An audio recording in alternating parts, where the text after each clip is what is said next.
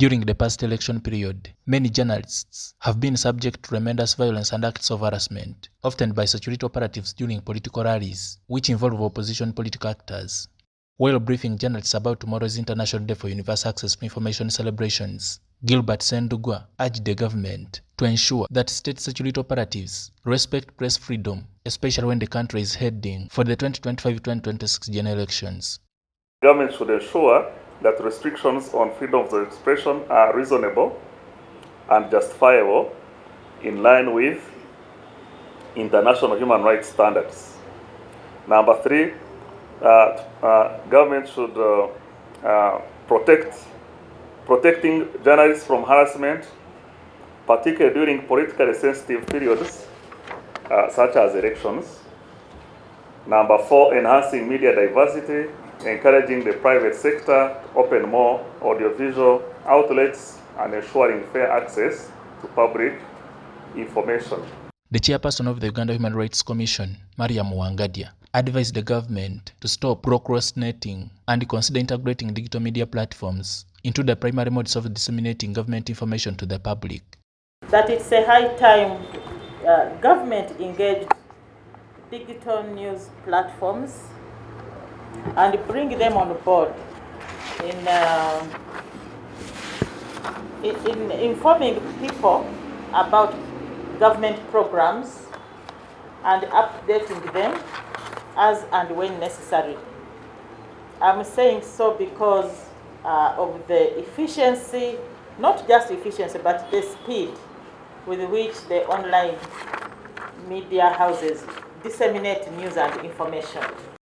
The Senior Programs Officer at Twaweza East Africa, Marina Nyanzi, suggested that the government should consider reducing internet tariffs as an effort of promoting the right to access of information, an entitlement supposed to be enjoyed by everyone.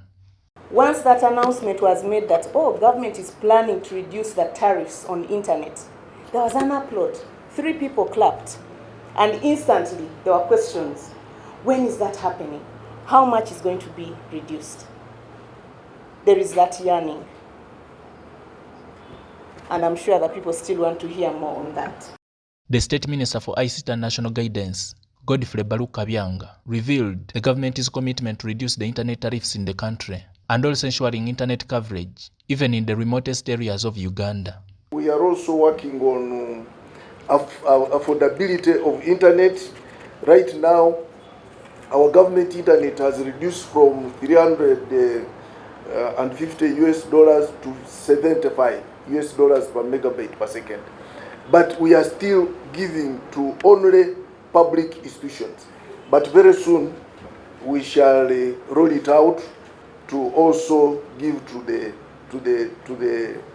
the citizens and the public, because very soon its management will be under the new company, Uganda Telecommunication Company Limited, so that now they can go in the world to compete. In the same vein, he disclosed the government's intention to amend all communication laws into one standalone law as an effort to promote the public's right to seamless access to information. We are going to amend the laws, the communication laws, and want to make one law, because the communication sector is becoming very hectic. Because of technology, everything is changing every day, and therefore you may end up amending so many laws at the same time. But we want now to get all laws and make one law. So I think when we are already processing that, and we are going to consult some of you, so that some of those responsibilities we can shift them to Human Rights Commission, because all that is involved in amendments. Every year, the whole world commemorates the International Day for Universal Access to Information on the 28th of September to motivate the significance of the global right to access to information. Uganda is set to commemorate the day at Makerere University under the global theme, mainstreaming access to information and public participation in the public sector. Joseph Kabal, UCTV News.